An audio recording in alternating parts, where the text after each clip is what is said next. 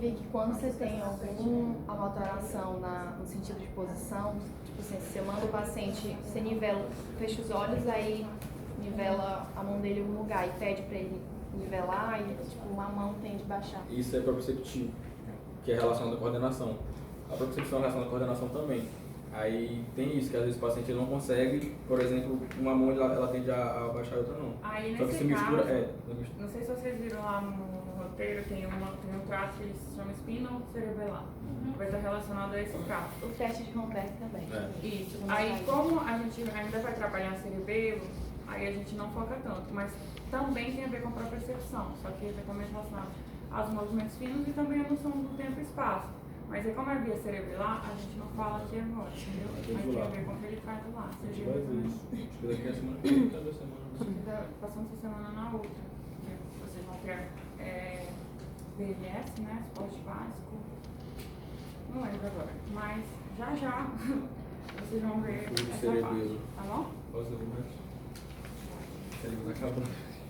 Tá, então a gente fez a parte, né, da sensibilidade proprioceptiva, né? E aí falta qual? Faltam as combinadas. Aí só tentando melhorar um pouco para vocês, porque eu sei que algumas literaturas confundem um pouco. A discriminação entre os dois pontos, vocês vão ver em alguns livros, como no Nitrine, por exemplo, que e acho que o Antropedêutica. Essa daqui da dolorosa profunda. A gente não vai fazer porque Tá. primeiro que causa dor desnecessária ao paciente e a gente deixa para casos em que o paciente está tipo comatoso, no lado 3, para ver se ele tem responsividade, entendeu? Porque dói de verdade, entendeu? Então não é necessário fazer no paciente que não tem uma queixa para isso. Tá. Ele está bem, está responsivo. Então a gente não faz na prática, tá? Mas tá aí também. Tá, voltando. Então, discriminação entre dois pontos, grafestesia, estereognosia, a gente chama de sensibilidade combinada, tá? E aí, vocês podem ver discriminação entre dois pontos lá na propriocepção. Não está errado, mas entendo que elas são especiais no sentido de serem combinadas porque elas têm uma interpretação a nível cortical. O que isso significa? Significa que, por exemplo, se eu coloco um objeto na minha mão aqui e eu fecho os olhos, para eu identificar esse objeto, eu preciso ter uma memória, né, cerebral do que eu estou segurando. Eu, em algum momento, já peguei o celular, então eu sei que é um celular. Eu preciso interpretar, além da simples sensação tátil, que ele tem 3 dimensões, que ele tem uma textura de celular, que eles parecem com um celular, tem o tamanho de um celular.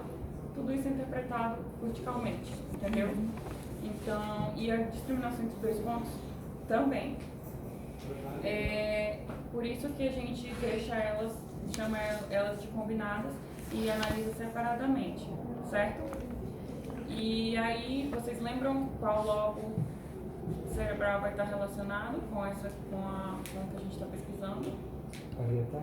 Lobo parietal, né? Qual área?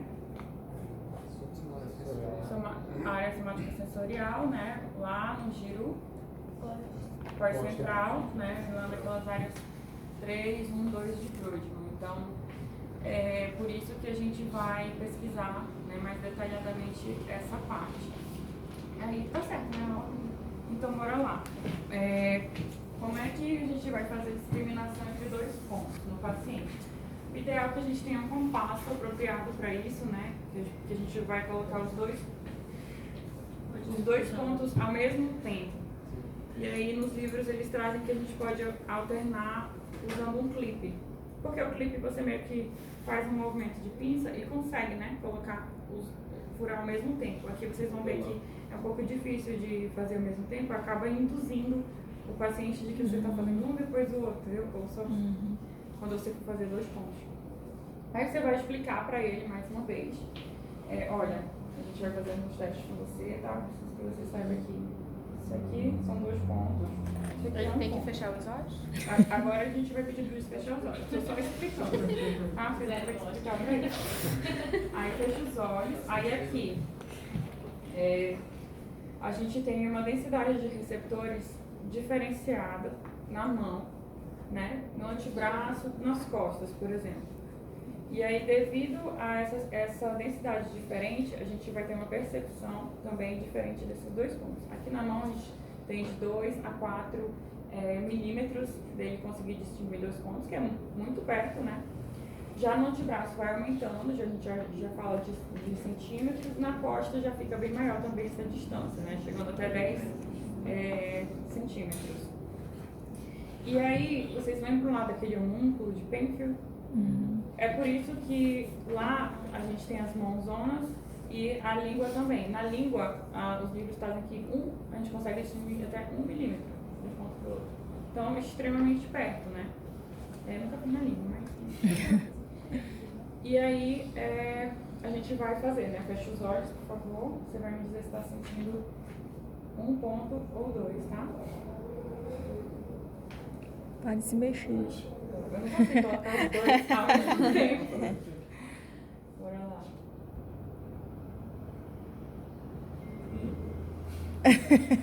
Ela quer pegar ele, né? Foi tudo fechado.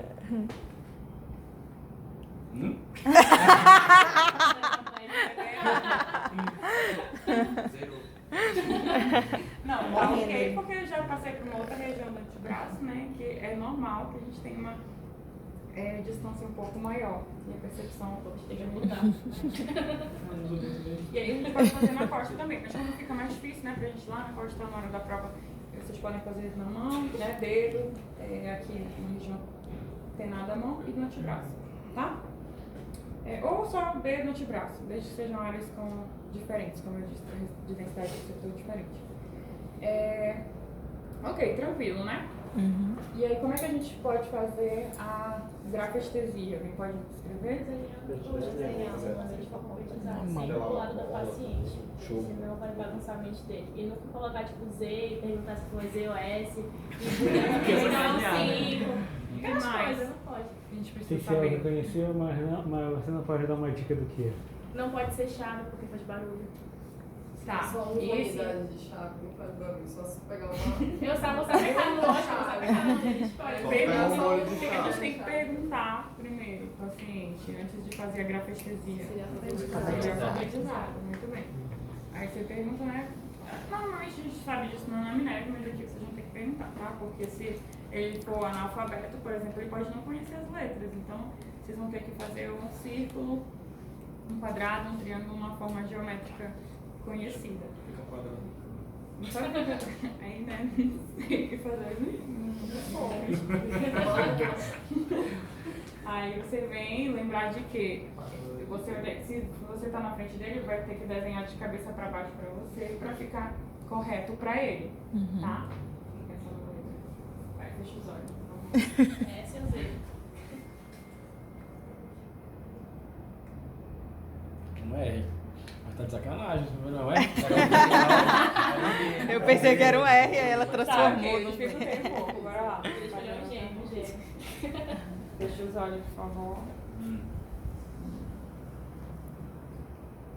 Todo mundo doido pra ele errar.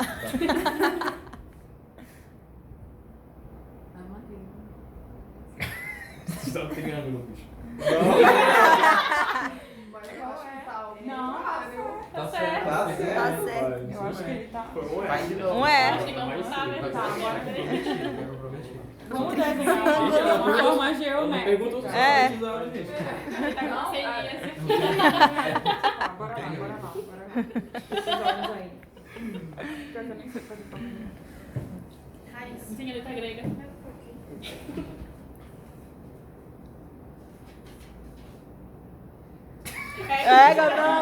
Tá doente. Tá doente. Fecha o olho. Ah, mas aí tu não vai estar. Vou ter que estar na frente dele. Desenhava latim. Ai, eu não vou. É o bem dela fazer assim. Já? Tem que estar na frente. É o número 3. Tu não pode, tipo assim, Foi o 14. ficar na lateral do paciente e Ele falou fazer aqui. pra tu ter certeza que tu tá fazendo certo. Porque vai vir ao contrário do mesmo jeito. Tá dizendo que é pra gente ficar de frente, Pra né? gente pra lá vai ser assim, não? Não, mesma coisa. Um A. Assim, de lado. O negócio dele é comigo mesmo. Pois é, eu sei que eu... Tá de sacanagem.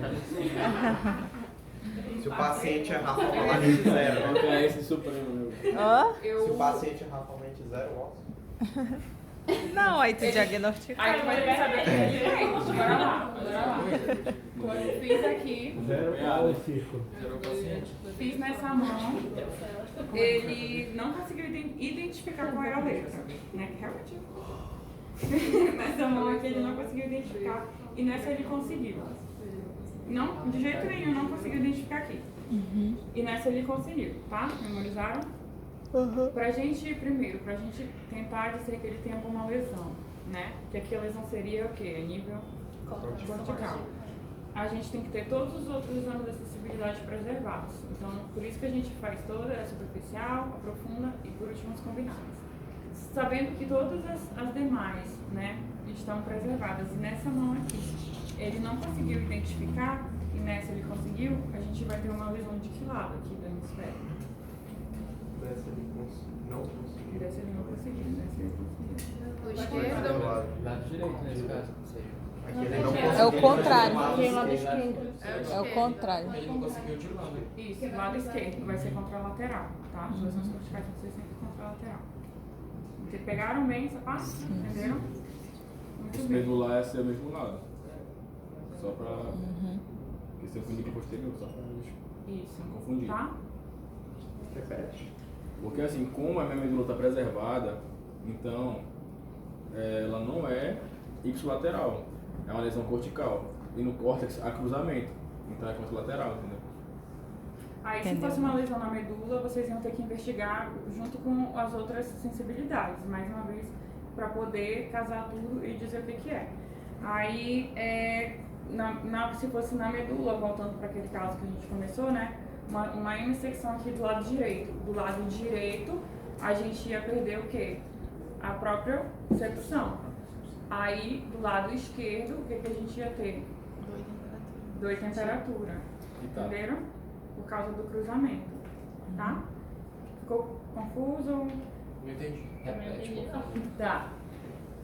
Vamos voltar lá para a medula, tá? Vamos voltar para a secção da medula, agora que a gente já viu tudo, né? Tive uma hemissecção